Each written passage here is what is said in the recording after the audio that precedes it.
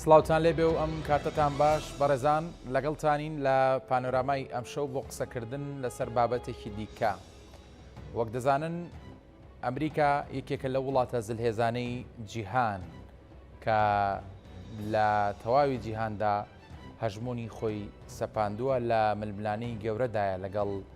دەکرێ بڵین ئەو وڵاتانەی کە بە خۆیان بەڕکابەر و بە جۆرێک لە بەدیلی ئەمریکا دەبینێن لە ناوچەکەدا لە جیهان و لە ڕۆژهەڵاتی ناوەڕاستدا. هەرێمی کوردستانیش بەدەر نییە لەوەی کە ئەمریکا دەیەوێت بەردەوام هەژمۆنی خۆی بسەپێنێ و لە ڕووی دیبلۆماسی و لە ڕووی سەربازیەوە جێ پێی خۆی قایم بکە. وەک دەزانن کە کۆنسوڵخانەی ئەمریکا لە هەولێرێکێکە لە کۆنسوڵخانە گەورەکانی جیهان و بەردەوام هاتنی وەفدی ئەمریکی و هەروەها پەیوەندیە تونند و تۆڵەکانی لەگەڵ حکوومەتی هەرێم و قسەکردن لەسەر ڕووداوەکانی هەرێمی کوردستان کاری لە پێشینی ئەمریکا بووە کە ئەمە ڕەنگە بۆ وڵاتانی دیکەش ڕاست بێ، بەڵام وەکەرێمی کوردستان هەمیشە قسە لەوە دەکرێنی هاوکێشەکان و ڕووداوەکان بەبێ ئەمریکا هاوکێشێکی تەواو نین و هەندێک جار لەسەر ڕووداوە ناخۆیەکانی هەرێمی کوردستانیش کە ڕەنگە کاریگەری لەسەر سیاسەتی ئەمریکاش نەبوو بێ قسەی جددی خۆی هەبووە و لە ئێستاش دەکەم ململانەکان زۆرن و بە تایبەت ململانەکانی نێوان رووسیا و ئەمریکا و ئێران لەگەڵ ئەمریکا و هەندێک وڵاتی دیکەش وای کردووە کە پێگەی هەرێمی کوردستان جێگەی بایەخ بە لای وڵاتێکی وەکو ئەمریکا. دەمەوێت قسە بکەین لەسەر ڕۆڵی ئەمریکا بە تایبەت لە هەرێمی کوردستان و دوای تریش لە عێراق لە ئێستا و لە ساڵانی داهاتوو ئەجێندا و پلانەکانیان لەگەڵ زۆر بەڕێز دکتۆر سامان شاڵی چاودێری سیاسی کە لە ستۆدیۆکانمان لە شاری هەولێر لەگەڵمان دەبێت. کاک دکتۆر سامان سوپاس بۆ ئامادەبوونی جەنابێت. نازانم ئەگەر گوێویستی پێشەکی قسەکانی من بوو بێتی پێم بڵێ بۆچی هەرێمی کوردستان جێگەی بایەخی ئەمریکایە؟ سپاس پێشەکی سپاس بۆ ئێوە بۆ بینەرانی کورساتی بەڕێز. طبعا ئەمریکا لە نەوەیەکەوە ئەو پاراستن لە هەرێمی کوردستانە کار لەو وەختەوە لە دوای ڕەوەمەزنەکەی میلەتی کورد ئەو کەوتە لەگەڵ دەوڵەتەکانی تر وەکو فەرەنسا و بەریتانیا بە تایبەتی ئەمریکا خۆی کەوتە ئەوەی کە هەرێمی کوردستان بپارێزێت و ئەهەمیەتێک بە سیاسەتی خۆی لە هەرێمی کوردستان و لە عێراق و لە ناوچەکە. طبعا هەرێمی کوردستان بۆ ئەو گرنگی ئەوەیە کە بتوانێت بەڵەنسێ ڕابگرێت لە عێراقا کە بتوانێت لە شەڕی کە چۆنەڵی 2003 توانی یارمەتی ئەمریکا بات پێشمەرگە کە بتوانێت ئەو سەرکەوتنەشی بەدەست بێنێت و بوو بە ناوچەیەکی ئاشتی و دیموکراسی بۆی کە ئەیویست کوردستان ببێ بە ئەو ناوچەیە گەشە بێ کە بۆ عێراق و بۆ ناوچەکە هەمووی. بەڵام بەداخەوە ئەو سیاسەتی کە ئەوە ئەیویست بەو شێوەیە نەبوو. بەڵام لەگەڵ ئەوەشە لە 2005ەوە تاکون ئیستا ئەو سیاسەتەی هەیەی ئەوەیە کە عێراقێکی هەرێمێکی بەهێزی ئەوێ لە ناو چارچۆرەیەکی عێراقی یەکگرتووە. هەتاکون ئیمڕۆ ئەو قسەیە ڕاستە و بینیشمان لە زۆر وێزگەکانە کە ئەو قسەی هێناوەتەجی بە تایبەتی لە وەختی بڵێن شەڕی داعشە بە یارمەتی پێشمەرگەیە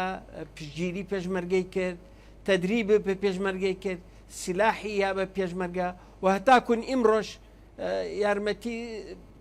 موچەشیان ئەنارێت نەوەکو هەر تەدریب و چەک و تەقەمەنیانەتە موچەشی مانگانەژە بە وەزارەتی پێشمەرگە. بەڵێ دکتۆر بەڵێ بەردەوام بەفەرموو. بەڵێ لەبەر ئەوە لە وەزگەیەکی کا لە عانی ڕەفرەندەمەکە ئەو لەگەڵ هەرێمانە بوو کە جابێتەوە ئەوەی یەکێک بوو لە وەزگانەی کە ئەمریکا ئەڵێ تۆ ئەمەوێ بەهێزبی لە ناو چوارچەوەی عێراقا. اینجا ئەمریکا لەگەڵ هەرێمی کوردستانە لەسەر چەند کۆڵەکەیەک ئیژەکە علاقاتەکە پەیوەندیەکان یەکەم سەربازیە، دیبلۆماسیە، ئابووریە، کۆمەڵایەتیە.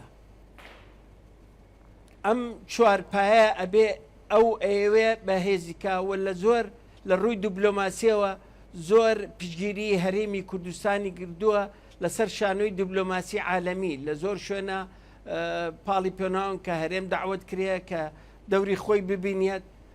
بەڵێ دکتۆر سامانیانی باس لەوە دەکرێت سیاسەتی ئەمریکا بە جۆرێکە هەر کات بەرژەوەندەکانی لە ناوچەکەدا تەواو بوو ئیتر هیچ کەسێک لەو جێگایە و لەو شوێنە و لەو پێگە جوگرافیە دۆستی نییە و بەجێ دێڵە پشتی تێدەکات. زیندوترین نمونە کە لە ڕابردوودا ڕوویدا بابەتی ئەفغانستان بوو، ینی چۆن بینیمان لە شەو ڕۆژێکدا ئەمریکا ئەفغانستانی بەجێهێشت و خەڵکەکەی بە هیوا کرد.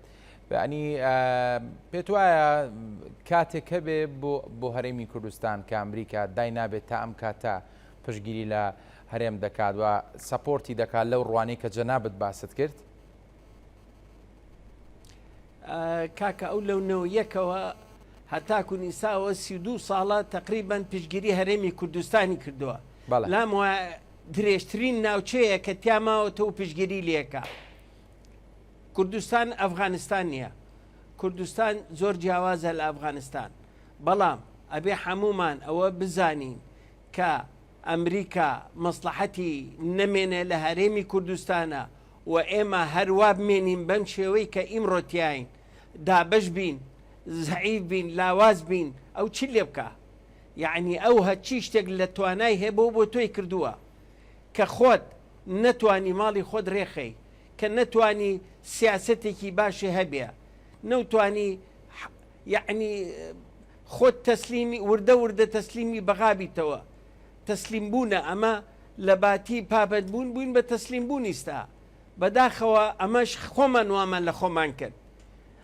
بەس ئەمریکا چی لێ زۆر جار لە لێدوانە فەرمیەکانیان لە محکەمەی اتحادی دکتۆر سامان زۆر جار ئەمریکا لە لێدوانە فەرمیەکانیاندا لەسەر ئاستی وەزارەتی دەرەوە لەسەر ئاستی سەرۆک باس لەوە دەکەن کە ئەمریکا پێی خۆشە کە عێراق و هەرێم تەبابن و ڕێبکەون لەسەر شتەکان. ینی پێت وایە ئەمەی کە ئێستا هەیە ئەمریکا پێی خۆشیان پێی ناخۆشە؟ طبعاً پێی ناخۆشە تۆ زەعیفی بچیت لەگەڵ بەغا دابنیشیت،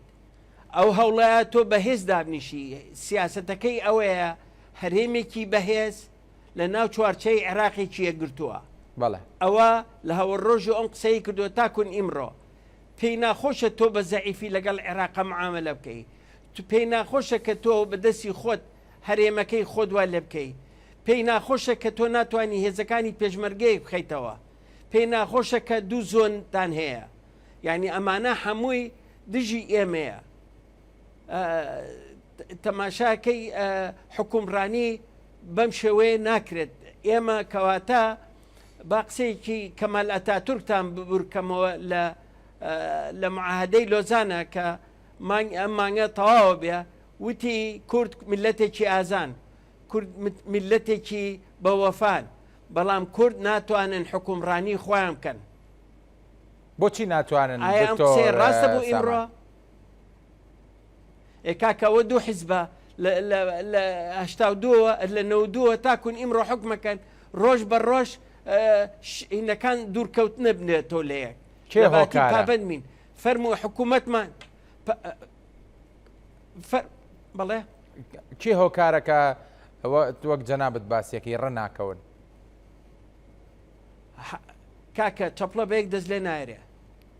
با ڕاستەکە بڵێین. ئەمە واقعەکە ئەبێ قبوڵیکەین. هەردوو لە هێزی پێشمەرگیان هەیە، هەردوو لە ناوچەیەک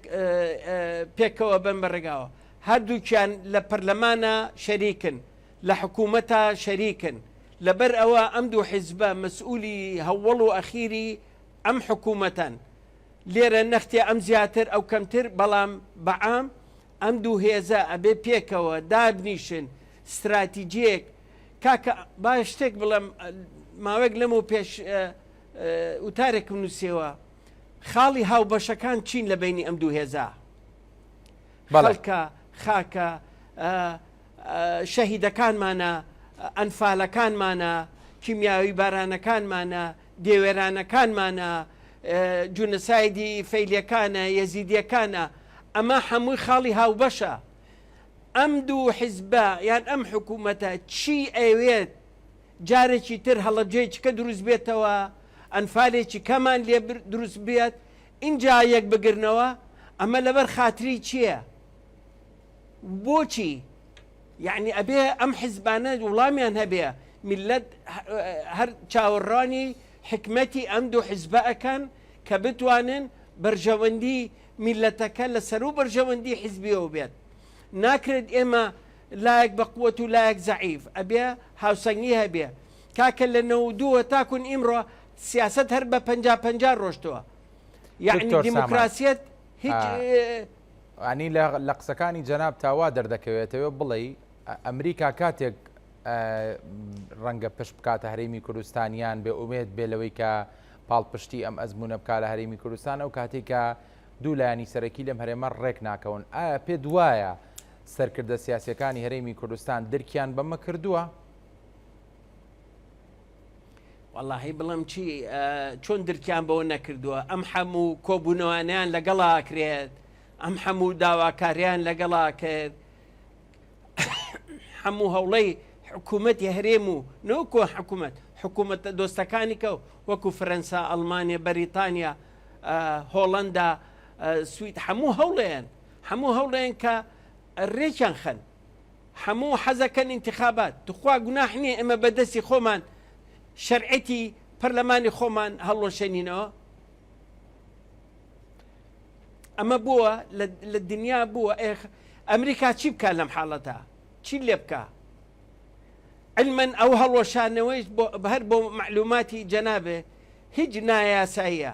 حکوومەتی اتحادی با پێ بڵم، حکوومەتی اتحادی، محکەمەی اتحادی عەفوەن بۆچی دانراوە؟ حەلی ئەو کێشانە بکە بینی هەرێم و حکوومەتی ناوەند. بەڵام بۆی نییە کێشەی ناوخۆ تەدەخولکە، چونکە ئێمەش محکەمەی هەرێمیمان هەیە، محکەمەی تەمیزمان هەیە، محاکمی خۆمانمان هەیە، دەستگای هەڵبژاردننی خۆمانمان هەیە. ئەوە بەڵام پابندبوونی ئێمە و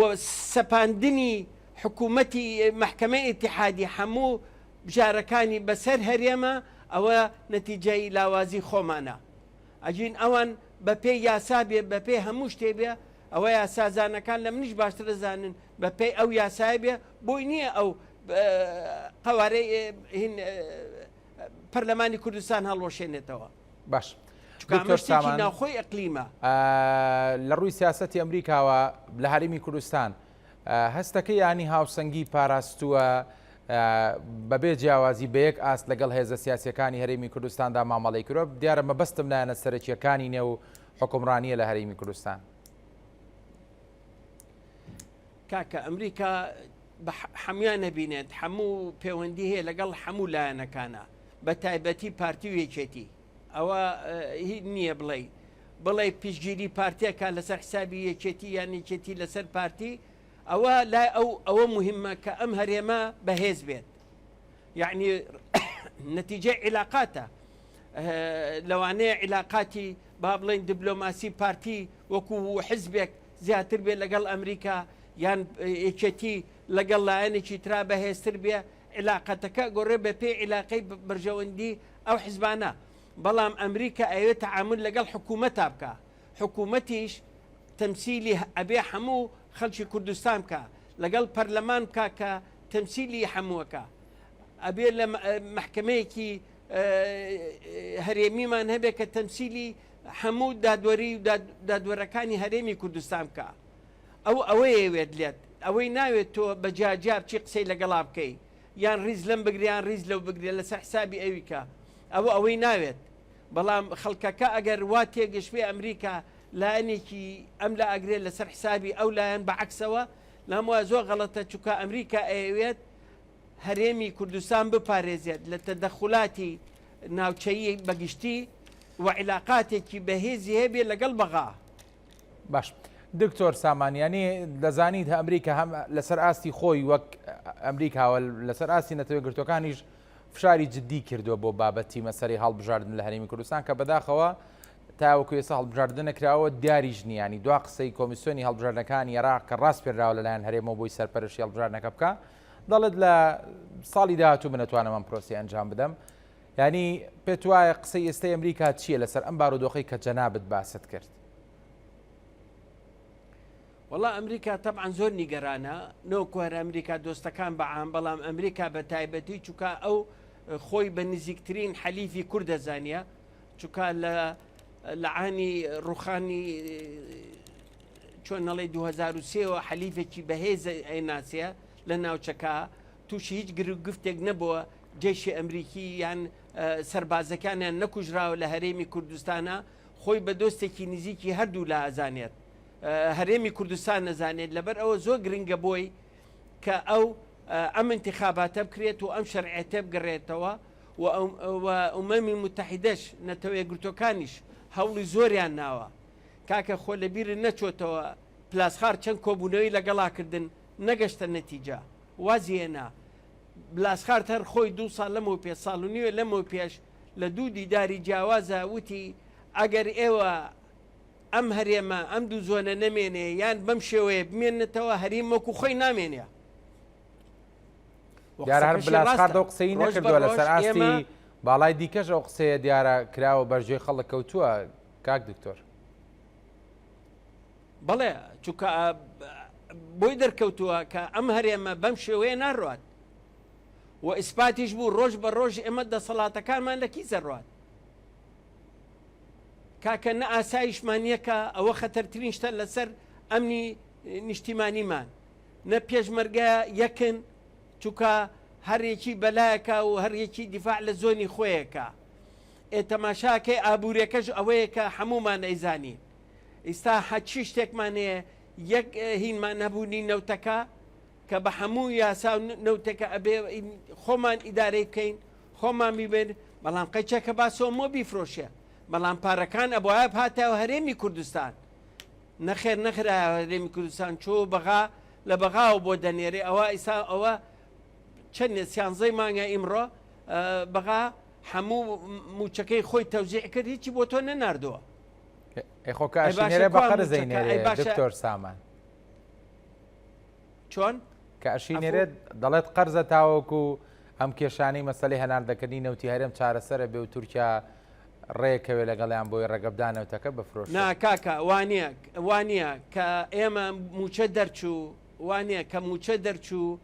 تر ئێمە نەوتەکەمان تەسلیمی ئەو کردووە. عێراق چۆن وەرێگرێ با وەریگرێ. ئێستا قسەیەکەیە دەوترێ ئەگەر هیچ چارەسەرێک نەبێ، هەڵێ ئەگەر هیچ چارەسەرێک نەبێ بۆ فرۆشتنی نەوتی هەرێم ناچارین بۆ بەرهەمی ناوخۆ بەکاری بێنین. ئەمە هیچ کاریگەری دروستەکە لەسەر ڕق ژمارەکان لە ڕووی بودجە و ڕقەمەوە بۆ هەرێمی کوردستان. ئەوە مشکلەی ئێمە نیە، مشکلەی عێراقە، چونکە عێراق ئەبێ بیفرۆشە، عێراق ئەبێ تەسریفیکە، ئەبێ بازاری بۆ دۆزێتەوە. ئەو مشکلەی هەرێم نیە ئێستا. ئێوە لە مەشا چۆن باست کرد لە قسەکان تاوتە ئەمریکا پێی خۆش نییە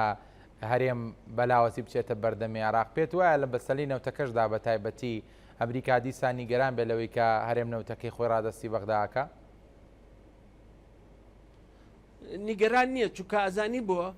خەتای خۆمانە. ئێمە زۆر پەلەمان کرد لە بەعزە ئیشەکە و خۆشمان چوین کارتمان لە خۆمان کرد. کاکە ئەفۆ خۆمان چوینە مەحکەمەی ئیتیحادیش کارتمان لێ کرد، خۆمان وتمان ئەو نەوتە یاسای ڕاز نییە. لە بەغا کابرایەکی ئەندامی محافەزەی بەسرا بێت بڵێ هەرێمی کوردستان یاسای نەوت و غازەکەی نایاساییە. کاکە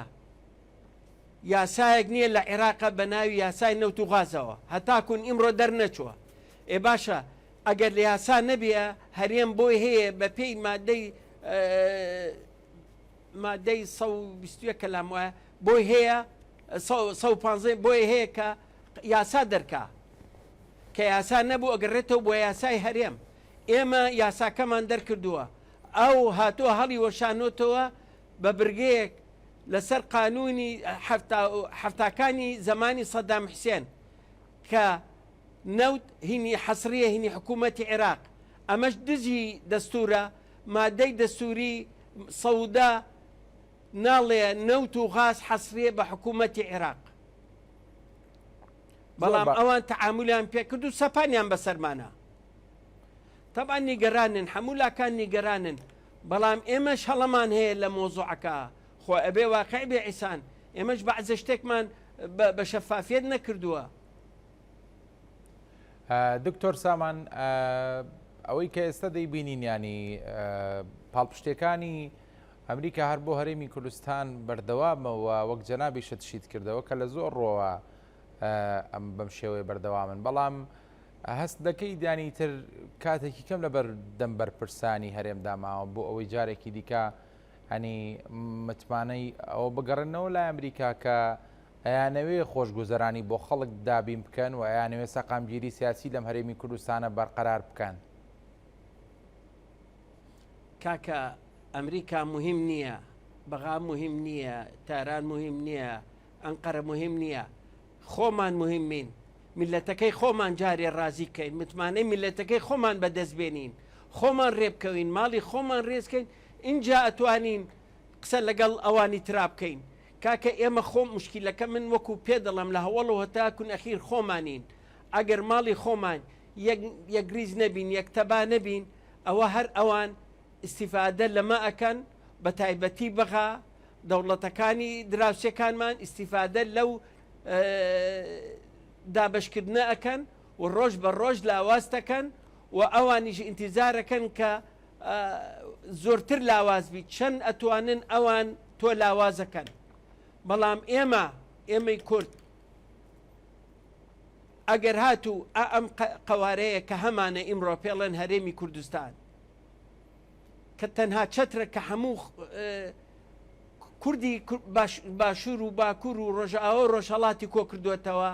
ئەگەر ئەمەمان لە دەست بڕوات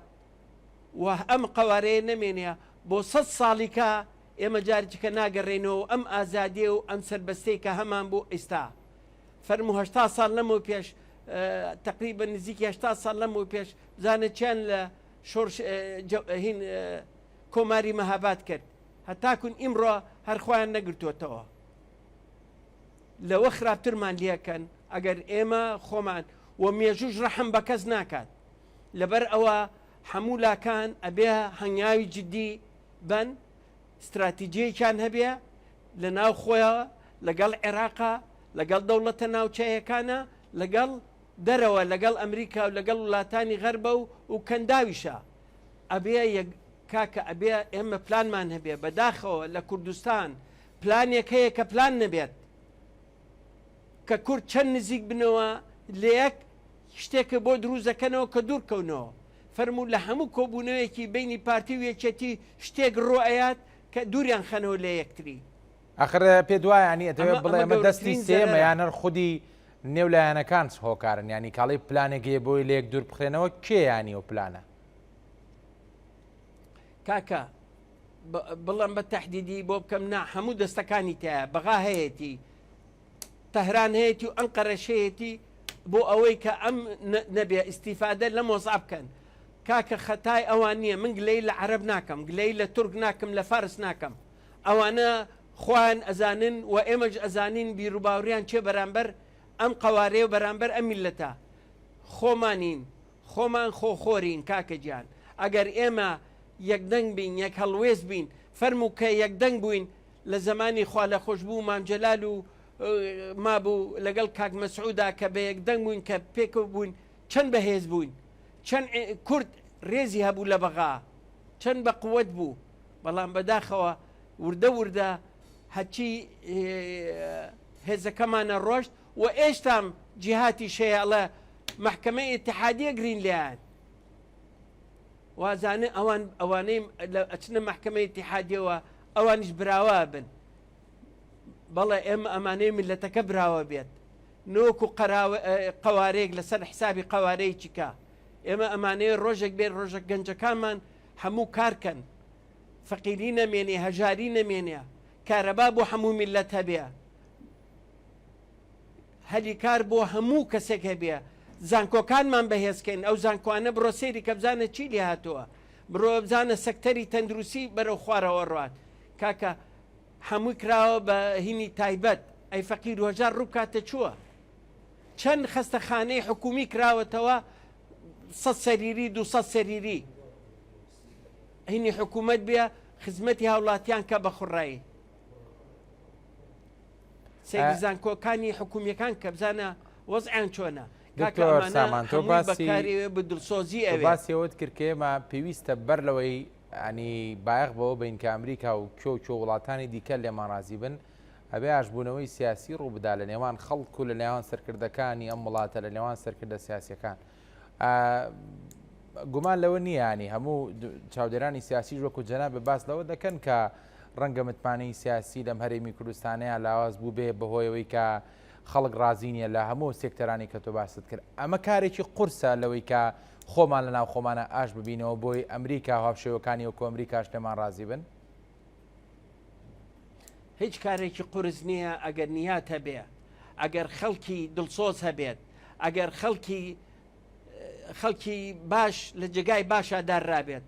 خەڵکێک بێ کە بەڕاستی بتوانێت ئیشکە بە دڵسۆزی بۆ ئەم میلەتە ئێمە لەم حکوومەتانە سێریکە تاکون ئیمڕۆ کەسێک دانانێن لە هیچ منسەبێکە ئەگەر حیزبی نەبێت هزار کەسی بێلایەنمان هەیە لە دەرەوەی وڵات لە ناوەی وڵات کە بە خۆبەخش ئەوێ خزمەتکە بەڵام نەخێر ئەمانە گوێ لە کەس ناگرن و هەر خوایان حسێ بن لەبەر ئەوە تەماشایەکەی بەداخەوە من ئەم قسانەش دەکەم جێگای ئەسەفە کە من ئەم قسەیەکەم بەرامبەر خەڵکی خۆم کە بڵم خەڵکەکەش بێدەنگی خەڵکەکەش هۆیەکە کە ئەمانە ئاواهی بکرێت بەم شێوەیە قبول کرێ لیان کە ئینتیخابات دەبێ هەڵبژاردنە بێت ئەگەر دوو کەس سربەخۆ بێ خۆی تەرشیح کات بۆ هەر بۆ پەرلەمانی کوردستان دەنگی بۆ نایەن بۆ چکە ئەوانە دەنگێن بە حزب ئەڵێ یەشتێک دەنگێن بە یەکێک بەڵکێکم لە ناو حزبە لە ڕێگای حزبەوە منی شتێکم دەستکەوێ بەڵام تۆ ئەبێ دووربینتر بیت تۆ ئەبێ حساب بۆ ئەوە بکەیت دەنگەری بەڕێز ئەم کەسە کە ئەچێتە ئەوێ خزمەتی تۆ کایان حیزبەکەی خۆی بۆ پرۆپەگاندا نا بۆ پەپولەرزم نا بەکار بە کردار بە هەڵوێست خەڵکی بەتوانا بنێرێتە ئەوێ معقول نییە ئەندامێکی پەرلەمانی کوردستان بچێتە پەرلەمانی کوردستانەوە قەرار با بۆ ئەم میلەتە شەهادەی نەبێت ئاخر ئەمە کەی ئەم یاسای ئەگۆڕێت کەمترین شت ئەبێ شەهادەی جامیعی هەبێ زانکۆی هەبێ کاکە قەراری کە دەنگێگا لەسەر مەسیرێک ئەبێ تێبگال لە چەند ڕوویەکەوە هەچ کەس لە ڕوویەکەوە ئەو یاسایە دەوڵەمە نەکرێ خەڵکی هەیە لە یاسایە خەڵکیکە لە کۆمەڵایەتەیە خەڵکی لە ئەمە یاساکان دەوڵەمە نەکەن بەڵام ئەگەر خەڵکێک هەر ئەوە نەبزانێت دەست هەڵ بڕێت و ئایدی حیزبەکان بێت ئەوە نەتیجەکەی بێ تەماشا کە ئەم پەرلەمانە لە بەهێزترین پەرلەمان و ئێستا لاوەسترین پەرلەمانمان هەیە ڕێزمان بۆ پەرلەمانەکەمان نێ شکۆی پەرلەمانەکەمان شکانووە آخر بۆ لە خۆمانەکەین بۆ مەسلحەتی چییە؟ کەواتە ئەنی ئەتەوێت دکتۆر سامان ئەوە بڵیت کە نیگەرانیەکان گەیشتوونەتە شوێنێک کە ئیتر پێویستە ساڕژی ئەم برینە بکرێ جینا ڕەنگە ئایندەکە ئایندەیەکی باش نەبێ؟ بەڵێ زۆر ڕاستەکەی ئایندەکان زۆر مەترسیدارە و ئەگەر ئێمە بەڕاستی گوێ لە خەڵک نەگرین بەڕاستی ئەگەر ئەو خەڵکی دڵسۆزانە گوێیان لێ نەگیرێت بەڕاستی مەترسیدارە ئەگەر وابزانن قووەتەکە و پێشمەرگەکە و ئەمانە ئەیان پارێزێت نەخێر کەس لە سەدام حوسێن بە قووەت نەبوو ئەمریکا ئەگەر کوردستان بەجێ بێڵێت اینجا ئەزانین چیمان بەسەریەت اینجا ئەزانین چۆن ئەم ئەوانەی دەوروخولمان چۆن معاملە لەگەڵاکەن و چۆن ڕێزل لێگرن و چۆن یەنە ناو هەرێمی کوردستانیشەوە واتاوی کە تا ئێستا نەهاتووە یان دەستی درێژ نەکردو بۆ ئەزمموی ئەم هەرێمە سەڵکردنەوەی لە ئەمریکا بەڵێ ئەمریکا و دۆستەکانمان لە دەرەوە ئەجین دەمێ بوو زەڤەریان بەم هەرێمە هێنا و ئەم قەواران نەهێشت هەچەند دەستوری و ئەڵەن دەستور هەیە و قەوارەی هەرێم مەحفوظە بە پێی دەستور کام دەستورە ئەو دەستورەی محکەمەی ئیتیحادی قەراری لەسەرایە سبەینە قرارێک بۆ دەرەکات ئەم هەرێمە بیکا بە دوو زۆنەوە یەک دەستور هەموارەکاتەوە کە دەستوری هەموار کردەوە هەچی دەستکەوتەکانی توێ لە کیس دەچێت ئەو ساکە دوو هەرێمە بێنێ هەرێمەکەش نامێنێ بێتەوە بە محافظات و بڕۆ بە خێرچی ئەوە هەموو مافە دەستوریەکانی توێ لە ناو هینی تازا لە ناو دەستوری تازا ئەیبینیتەوە تەنها شتێکە ئەمەی پاراستۆ لە دەستورە ئەوەیە کە ئەگەر هەموار بکرێتەوە ئەگەر سێ محافظە و بە هەڵبجەشەوە ئەبێ بە 4 پارێزگا ئینشەڵڵا ئەگەر سییانیان لەم چوارە ناڕازی بوون لەوەی کە ئەم دەستورە بەم شێوەیە هەموار کرێتەوە ناگۆڕێت ئەوە تەنها بەڵام ئەگەر ئەم هەرێمە بکرێ بە دوو کەرتەوە ئەو ساکە ئەو هێزە نامێنەکە سێ هەرێم دژی ئەو قەرارەی یان هەموارکردنەوەی دەستور بکرێت ئەوە لەلایەک لە لایەکی کەشەوە ئێمە بەڕێوڕووی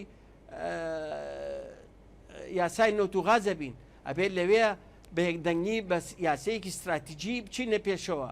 بزانین چۆن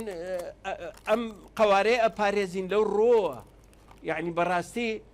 ئەگەر سەیری مادەکانی دەستوریشکەی وەلەو ئەوان بەسەریان ناڕەوتم قەراری دەستوریش نییە محکەمەی اتحادیە مادەی 111 لە نەوتی عێراق بۆ هەموو عێراقەکانە بەڵام نەیوتۆ بۆ حکوومەتی اتحادیە نەیوتۆ حکوومەتی اتحادی ئیدارەیکە لە یانزەی لە مادەی 112 ئەلف ئەڵێ پێکەوە ئەو کێڵگە نەوتانەیە کە هەیە لە پێش 2005 ئەوە حکوومەتی اتحادیە لەگەڵ هەرێمە پێکەوە بێن بەڕێگاوە ئەوانی تر لە فەقەرەی باڵێ ئەگەر کێلگەی تازە پێکەوە ئەبرێ لەگەڵ معەن استراتیجی بۆ دانین دیراسی بۆ ئەکرێت پێکەوە ئەی بێن بەڕێگاوە بەڵام ئەوەش نەکراوە ئیستا ئەوەشیان ناوێ ئیستا ئەوان پێکەوە نییە ئستا خۆیان ئەی بەم بەڕێگاوە خۆیان ئەیفرۆشن بەڵێ من لەگەڵ ئەوان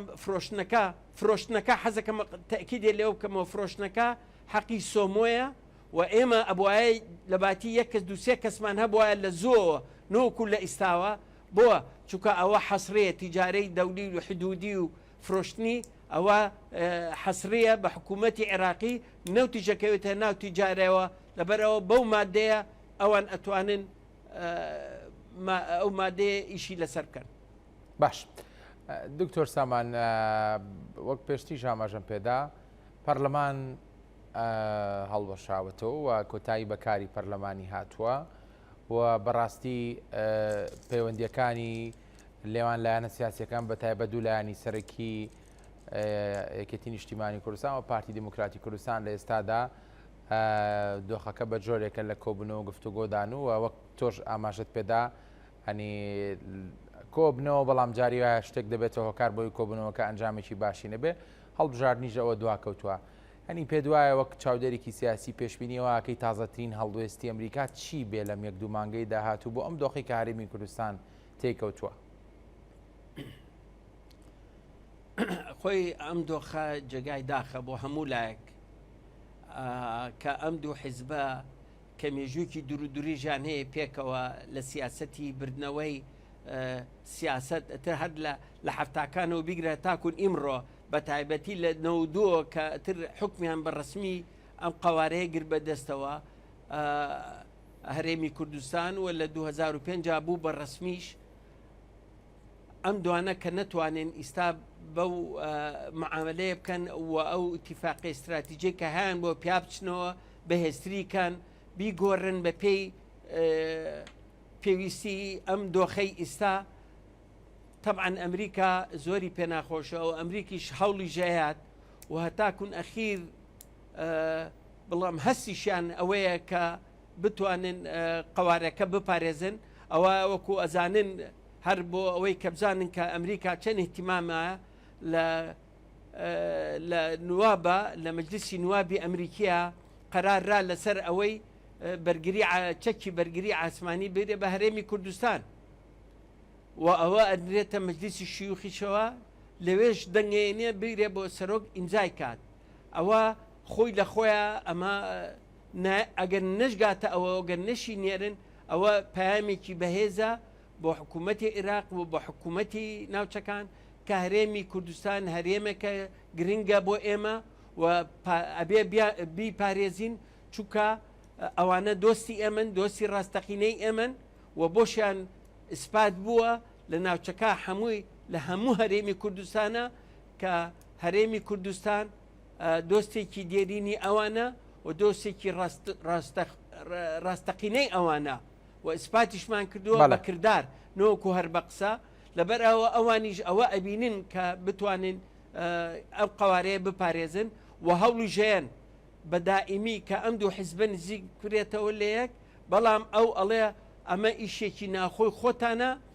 ئەگەر داوا لە ئێوانەکەن بێنە ناوە ئەوایەنە ناوە بەڵام ئێوە حەز ناکەم وەکو چۆن لێ ئیتیفاقی واشنگتن کرا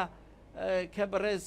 خوا لە خۆشببوو مامجلال و کاک مەسعود چوونە ئەوێ لەگەڵ مادلن ئۆبرادا ئیمزایان کرد کاکە خاچی خۆمان پیرۆسترە ئەگەر ئەتانوێ ئاش بنەوە ئیمزای بکەن لە هەجدێکی کوردستانە دابنیشن زێڕینترە لەسەر مێزێکی وایت هاوسا ئیمزای بکەن ڕجاتان لێکەم وەکو کوردێک وەکو کەسێکی ئەم میلەتە پێکەوە دابنیشن بۆ مەسلحەتی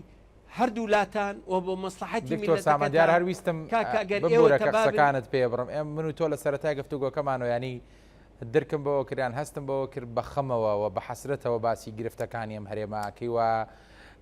بە هەستێکی دڵسۆزانە وەک تاکێکی ئەم هەرێمی کوردستانە قسە دەکە ینی هەردەمەی ئەوە بکەم بە کۆتا قسەی خۆم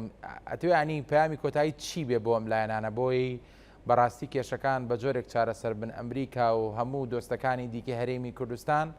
ڕازی بن لە بارودۆخەکە سوپاس دەکەم. طبعا بقسەکانم هەمووی کرد بەڵام حەزەکەم یەکشت بڵێم ئەگەر قەراری سیاسی بەوسەڵەی سیاسی یا قەرارتان بەدەست خۆتان نییە ئەوە ئەم هەرێمە بەرەو نەما نەڕوات ئەگەر خۆتان ئەڵێن بەڵێ قەرار بەدەست خۆمانە ئێمە ساحب قەرارین فەرمو پیشانی میلەتەکەی بن و قەرارێکی جەریئانە وەرگرن لە هەردوو لاتانەوە پێکەوە بچن دابنیشن ڕۆژێ دوان دە بە یەک ڕۆژنا لە شوێنەکە دانیشن هەفتەیە کاکە مێنە دەرەوە لە هەفتەیەکە لە یەک شوێنابن تر لە سلێمانی بێ لە هەڵەبجە بێ لە دهۆک بێ لە هەر شوێنەی بێ دابنیشن وەفدێک پێکەوە دابنیشن هەچی شتێکەی بخەنە سەری نەکار ڕێبکەون قەرارێک بن